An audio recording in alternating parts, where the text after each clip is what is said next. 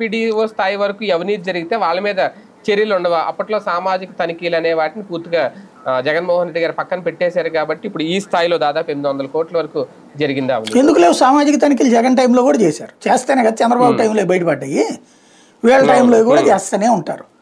Very simple. ఏంటంటే ఇందులో తేలు కుట్టిన దొంగల లాంటి వ్యవహారం.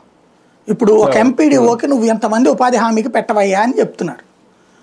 అయ్యా మా ఏరియాలో దొరకట్లేదు స్వామి అన్నారు అనుకో, నువ్వు ఎందుకు పని కొత్త పో అంటారు ఉద్యోగం నుంచి.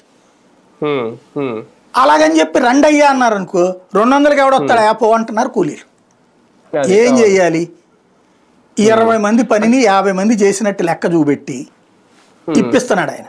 ఇందులో ఎంపీడీఓకి దక్కేది ఓ 10 రూపాయలు దక్కుతుందేమో, వాళ్ళేం కోట్లే మింగేయలేరు ఇందులో.